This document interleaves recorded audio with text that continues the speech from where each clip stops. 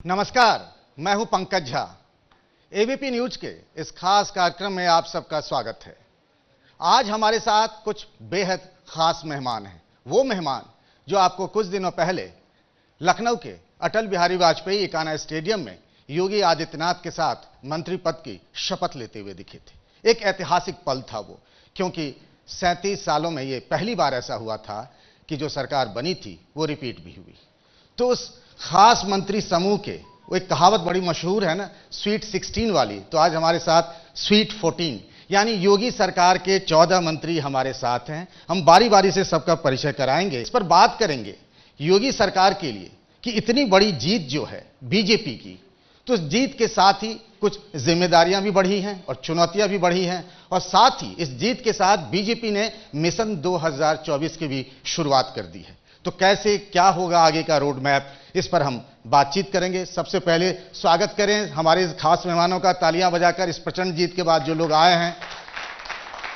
सबसे पहले हमारे साथ नरेंद्र कश्यप जी हैं, फिर कपिल देव अग्रवाल जी हैं, जसवंत सैनी जी हैं, दानिश आजाद जी हैं, असीम अरुण जी हैं, उसके बाद ब्रजेश जी हैं, मनोहर लाल मन्नू जी हैं, और हमारे साथ हैं राकेश राठौर गुरु जी। इनकी कहानी भी अद्भुत है, हम इनके बारे में विस्तार से बात करेंगे।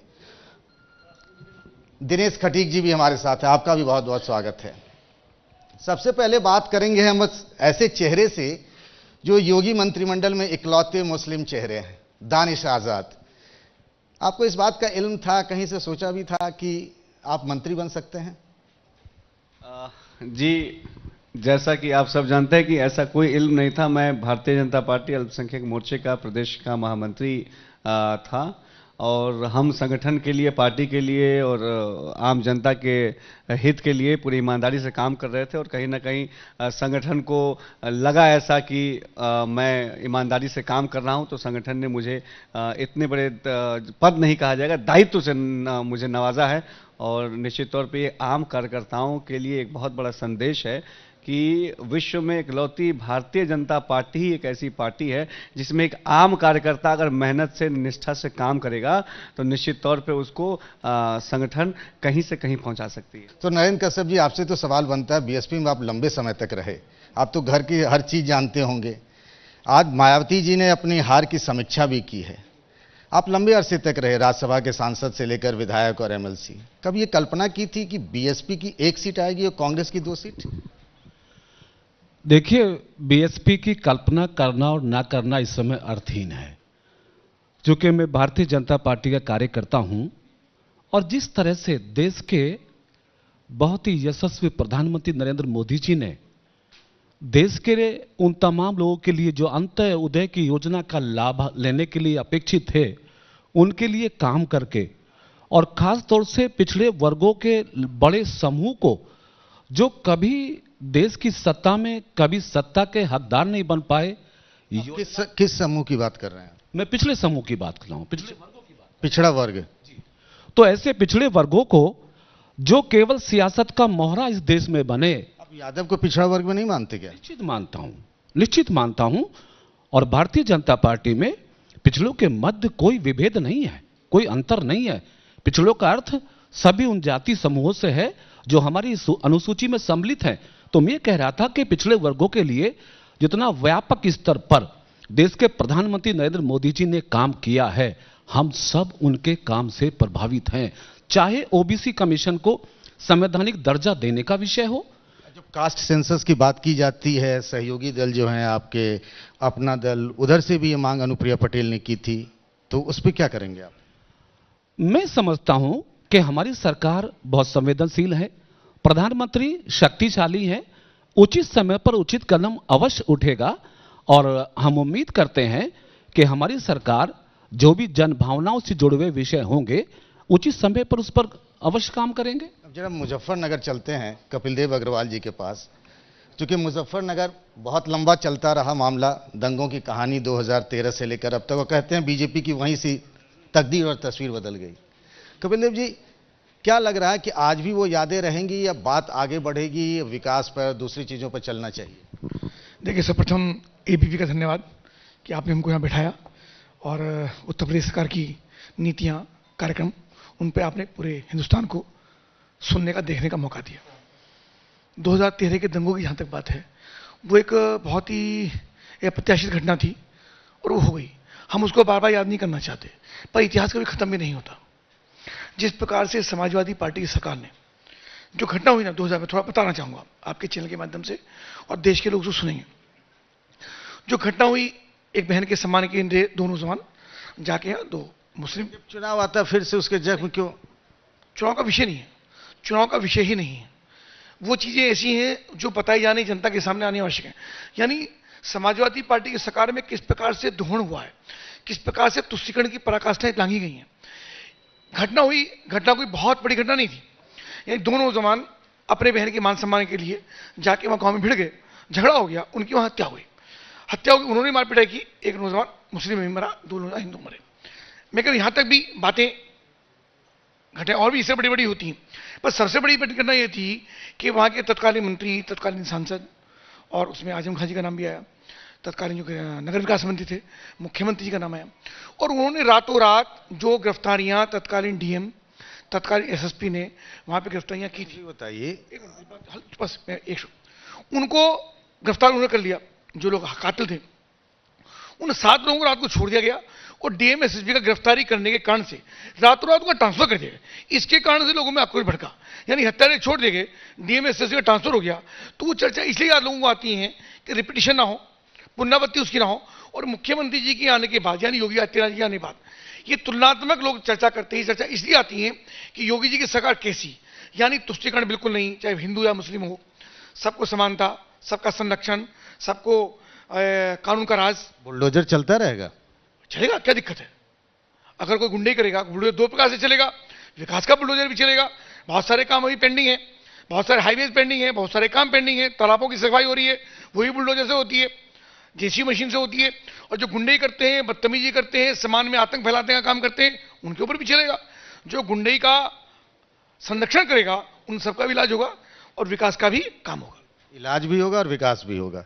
जसवंत सैनी साहब, सहारनपुर से आप हैं, धर्म सिंह सैनी को आपने कुछ सुझाव नहीं दिया था? मेरा सुझाव दिया था।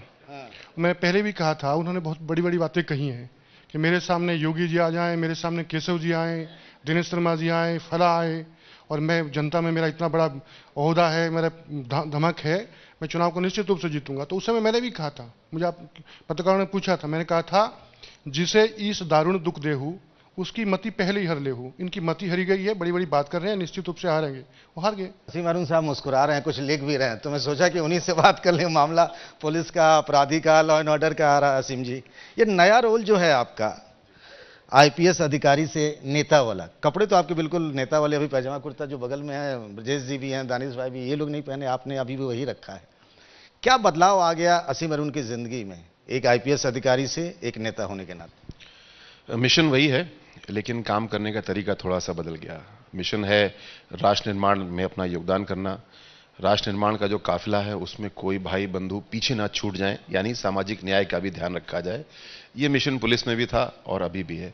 पुलिस एक बहुत ही महत्वपूर्ण महकमा है जो बहुत प्रभावी है, लेकिन शासन सरकार सभी कुछ है, यहाँ पे कुछ बचता नहीं है, सब कुछ, सारी जिम्मेदारियां अब विधायक के रूप में मेरे क्षेत्र में मेरे पास हैं, मंत्री के रूप में जितनी जिम्मेदारी होगी वो होगी, लेकिन तरीका थोड़ा बदल जाता है। पुलिस एक अनुशासित विभाग है जहाँ पे आदेश पे ही सारे काम हो जाते हैं। हमारा साथी कई बार वो हमारे आदेश से सहमत नहीं भी होता है, फिर भी जाके काम कर देता है, लेकिन ज़्यादा अच्छा तरीका होता है अनुरोध का, लोगों को संतुष्ट करके। जब मन से लोग संतुष्ट होते हैं, राजनीतिक पार्टी एक स्वयं सेवकों का समूह है, यहाँ पे आदेश से काम नहीं चलता, अनुरोध से काम चलता है। और सरकार में भी जो नॉन पुलिस डिपार्टमेंट से आदेश भी चलता है, लेकिन अगर हमारी नीति, हमारा समझाने का तरीका ऐसा है जो लोगों के हृदय में जा रहा है, मन से काम कर रहे हैं, तब फिर बहुत ही सुखद परिणाम मिलते हैं। तो ये थोड़ा सा परिवर्तन है। और हाँ, अब वर्दी पहनने का सौभाग्य नहीं है, लेकिन जो वेशभूषा अभी भी है वो भी बहुत अच्छी है, और नए रोल में नए कायदे से काम करने की तरीके सीख रहा हूँ। ये आप पहली बार विधायक बने। एक सवाल और है, पिछली सरकार में कई मंत्रियों से बातचीत होती थी तो उनकी पीड़ा होती थी ये कि अधिकारी उनकी बात नहीं सुनते हैं, ब्यूरोक्रेसी का प्रभाव ज़्यादा है। आप खुद ब्यूरोक्रेट रहे हैं, आपके सामने ये समस्या आएगी तो कैसे हैंडल करेंगे?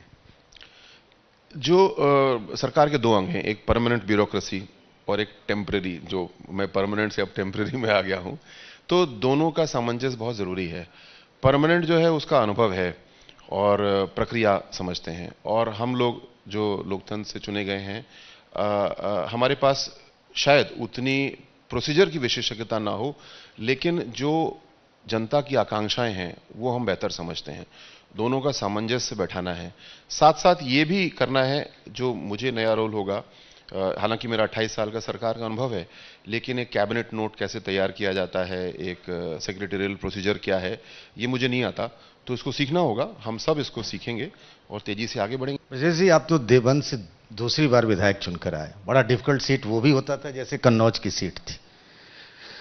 अब बगल के राज्य उत्तराखंड में यूनिफॉर्म सिविल कोड लागू करने की बात सरकार ने कह दी, कैबिनेट से पास हो गया। आप चाहेंगे यूपी में भी ऐसा हो? देखिए, यूनिफॉर्म सिविल कोड की जहां तक बात है, तो वो सरकार को जब उचित लगेगा उस पर अपना निर्णय लेगी। और बगल का मेरे सीमावर्ती प्रदेश मेरा उत्तराखंड है, मेरे विधानसभा की सीमा उत्तराखंड से लगती है। लेकिन आपको इस बात से तो संतोष, हम सबको, उत्तर प्रदेश की 25 करोड़ जनता को भी और उत्तराखंड की भी, आप ही के बहुत से मीडिया चैनल्स ना उत्तराखंड में चुनाव एग्जिट परिणाम आने से पहले हमारी सरकार को बहुत नजदीक के मुकाबले में दिखा रहे थे, उत्तर प्रदेश के अंदर भी। लेकिन दोनों प्रदेशों के जनमानस ने हमारी देश के राष्ट्रीय नेतृत्व आदरणीय प्रधानमंत्री नरेंद्र मोदी जी के नेतृत्व में और उत्तर प्रदेश में योगी जी के नेतृत्व में प्रदेश की जनता ने एक विश्वास व्यक्त हमारी सरकार के अंदर किया है। और आप ही ने अभी चर्चा में कहा कि 37 साल का इतिहास दोहराया गया है, तो 37 साल का इतिहास तभी दोहराया जा सकता है जब पिछले 5 वर्षों में सरकार ने परफॉर्मेंस दी हो और डिलीवरी दी हो। और जैसा अभी असीम भाई ने कहा कि हम सब लोग, जो नई टीम आदरणीय योगी आदित्यनाथ जी के नेतृत्व में बनी है, हम सब लोग जो जो जिम्मेदारियां हमें दी जाएंगी उस पर लगातार निरंतर नया सीखने के साथ साथ अपनी परफॉर्मेंस और डिलीवरी पे ध्यान देंगे। और फिर से हम तो आज ही कह सकते हैं कि हम फिर से एक बार भारतीय जनता पार्टी का परचम आगे आने वाले चुनाव में इसी प्रकार लहराते रहेंगे। सहयोगी दल निषाद पार्टी के अध्यक्ष खुद यहां मौजूद हैं, संजय निषाद जी। स्वागत है आपका निषाद जी। तो आप कैबिनेट मंत्री बन गए।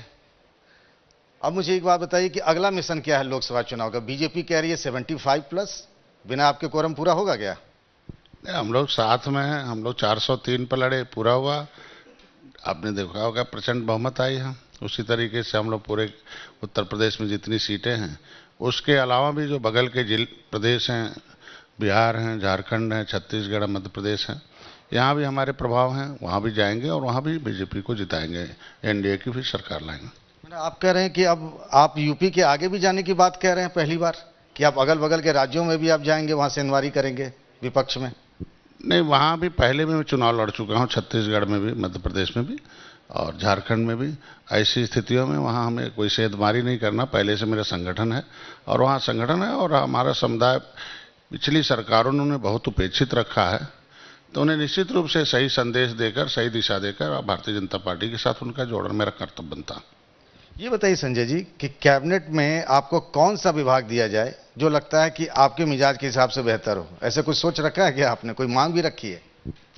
सेवा सरकार से होती है, शासन से होती है और सरकार के साथ हैं, विभाग से नहीं होती है। केवल आपकी सोच से सेवा होती है और सोच, अगर सरकार, हम लोग एनडीए के साथ हैं तो कोई भी क्षेत्र मिलेगा उसमें सेवा देकर समाज को लाभ पहुंचाने का काम किया जाएगा। अब राकेश राठौर गुरुजी हैं, तो गुरुजी को बताइए आपका गुरुजी वाला नाम क्यों पड़ा? और लोग कहते थे कि आप एक्सपर्ट थे, मिस्त्री थे, पूरी कहानी जरा बताइए विस्तार से, क्योंकि बीजेपी में ऐसे भी चेहरे हैं, ये लोकतंत्र की मजबूती की निशानी है। क्या बताएं गुरु? कहानी तो बताइए, बड़ी दिलचस्प कहानी है। अच्छा आप खुद ही बताएंगे तो अच्छा रहेगा। चलिए, कहानी बस कुछ नहीं, कहानी होती तो बनाई जाती। अब ये तकलीफें जब होती है तो दिखता है। स्कूटर मिस्त्री जब बने तो घर में थोड़ा दिक्कतें थी, घर में खाना पीना कम चलता, मतलब खाना पीने की दिक्कत होती थी। पिताजी हमारे चाट ठेला लगाते थे, घर चले कैसे, पढ़ाई का पैसा था नहीं, तो ये स्कूटर मिस्त्री फ्री का काम होता है कि कहीं भी लगा दो स्कूटर, खोखे में लग जाएगा। तो अनुभव सीखते सीखते 4-5 साल हम लोग काम सीखा और काम सीखते सीखते जो है अपनी दुकान खोली। फिर खोखे से शुरुआत करी, फिर खोखे से शुरुआत करने के बाद हमारे जिससे 2-4 गुरु कैसे कहलाए जाने लगे आप? वो बता रहे हैं ना, अभी कहानी तो पूरी ले लीजिए ना। भाई, आप सब लोग सुनना चाहते हैं कि नहीं राठौर जी की कहानी? बिल्कुल बिल्कुल, आप माइक ही पकड़ लीजिए, आप कहानी पूरी बताइए हमसे। नहीं पकड़िए पकड़िए, आप मैं आ रहा हूँ, मैं आ रहा हूँ, आप सुनाइए कहानी, बड़ी दिलचस्प है, ये जानना बहुत जरूरी है। जी बताएं। जब खोखे में काम सीख रहे थे और सीखते थे, 4 साल काम सीखा। 84 से हमने काम सीखा, 88 में हमने दुकान खोली। पैसा तब भी घर पे नहीं था। जब हम काम सीखते थे 2 रुपया हमारे गुरुजी देते थे, उस्ताद जी के बोलते हैं, 2 रुपया देते थे। तो 2 रुपये में कुछ होता नहीं था, 4 समोसे मिल जाते थे, कुछ 2 रास्ते में खाते थे, 1 रुपया बचा लेते थे। लेकिन ये था कि जब सीख गए थे तो हमारे कुछ कस्टमर अच्छे थे, लोग जो है खोखा किसी ने दिया, किसी ने औजार दिए और किसी ने जो है बेंच बना के औजार दिए। सबकी मदद से पूरी दुकान सज गई गुरुजी की। जी जी, दुकान सज गई थी। दुकान से राजनीति की दुकान कैसे बन गई? बीजेपी में आके आप मंत्री भी बन गए। नहीं, राजनीति में तो नहीं था। हम भारतीय जनता पार्टी के लिए वोट मांगते थे, जो भी अपने संदेश मिलता था वोट मांगते थे। लेकिन जो भी हमको वो जो रास्ते तय करते तो सीधे वो ईमानदारी से, मेहनत से, खाना खाए या ना खाए, अगर वोट मांगने जाना तो गांव-गांव जाना है, 8 गांव 10 गांव करना है, वो सारी रिपोर्ट देना भारतीय जनता पार्टी के लिए। मैंने 14 से बराबर काम करते रहे। 2014 से? जी, 14 से बराबर काम करते रहे।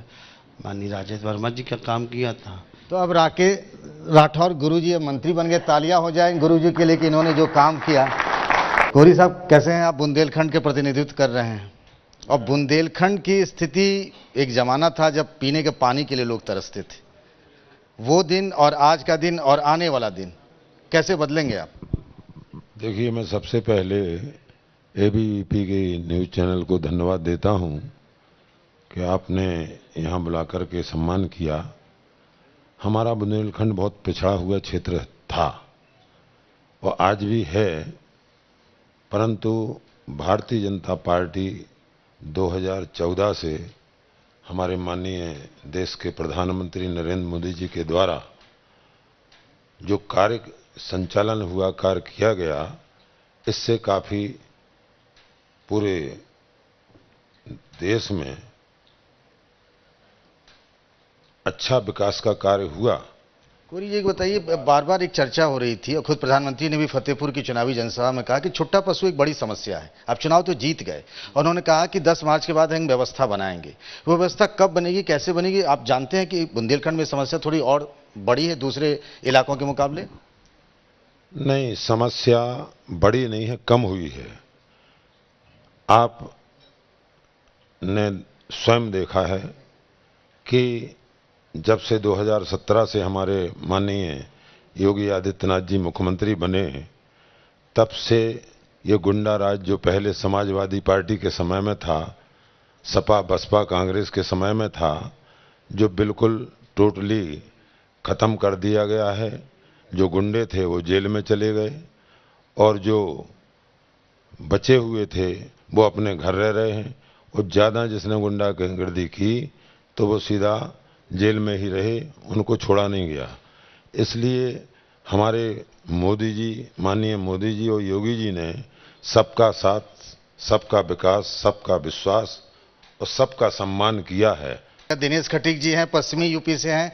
खटीक साहब, ये बताइए, जो कहा जा रहा था कि पश्चिमी यूपी से समाजवादी पार्टी फंस गई है, मतलब बीजेपी फंस गई है समाजवादी पार्टी और एक कॉम्बिनेशन आरएलडी और इसका चल जाएगा, मैं बात करूंगा आपसे कि क्या पश्चिमी यूपी में राजनीतिक हालात जो बदले हैं, अब उसके आगे योगी 2 में ऐसा क्या करने वाले हैं कि वहां जो है किसानों की बेहतरी से लेकर आपके समाज की बेहतरी कैसे हो सकती है? सबसे पहले मैं एबीपी न्यूज़ को बहुत बहुत धन्यवाद देता हूं कि आप लोगों ने हमें यहां पर बुलाया। देखिएगा, पश्चिमी उत्तर प्रदेश में 2014 से लेके और 2022 तक बार बार भारतीय जनता पार्टी की सरकार बनी है, आदरणीय मोदी जी और आदरणीय योगी जी के नेतृत्व में। जो भी कार्य हुए हैं पश्चिमी उत्तर प्रदेश में, पहले बहुत समाजवादी हो या बसपा हो या कांग्रेस हो, सब लोग कहते रहे हैं कि पश्चिम यूपी में ये हो जाएगा, किसान आंदोलन होगा। आप बताइए 40 सीट भारतीय जनता पार्टी को मिली है और श्री योगी आदित्यनाथ जी के नेतृत्व में सरकार बनी है और ये अभूतपूर्व है जो हमारे यहाँ पर पश्चिमी उत्तर प्रदेश का किसान, क्योंकि हमारे यहाँ गन्ने की खेती होती है और ये एक बात और थी कि गन्ने के बकाया को लेकर बहुत था। आपके गन्ना मंत्री सुरेश राणा खुद चुनाव हार गए, तो क्या ये वाला जो प्रॉब्लम है वो सॉल्व होने जा रहा है या ऐसे ही रह जाएगा? हमारे यहाँ हमारा खुद शुगर मिल है मवाना में, 10 दिन में पेमेंट होता है, कोई प्रॉब्लम वहाँ पर नहीं है। पूरे मेरठ के नंगला मल है, हमारे यहाँ कोई दिक्कत नहीं है। बहुत बहुत धन्यवाद आप सब लोग जो हैं योगी सरकार के मंत्रीगण, आप हमारे कार्यक्रम में आए। इतनी व्यस्तताओं के बीच में मैं जानता हूं कईयों के घर आना जाना हुआ तो कोई मिठाई लेकर, तो कोई फूलों के गुलदस्ते लेकर के घर पर तांता लगा हुआ है, कोई सेल्फी लेने को वहां पर खड़े हैं। लेकिन इन तमाम व्यस्तताओं के बीच आप सभी मंत्रीगण यहाँ आए, इसके लिए आपका बहुत बहुत धन्यवाद। और उम्मीद करते हैं आपने जो आज वायदे इस सम्मेलन में किए हैं वो वायदे पर आप खरे उतरें। हम फिर एक बार आप सबके साथ हाजिर होंगे एबीपी न्यूज पर किसी कार्यक्रम के तहत और फिर आपके रिपोर्ट कार्ड के बारे में बात करेंगे। एबीपी न्यूज पर खबरों का सिलसिला जारी रहेगा।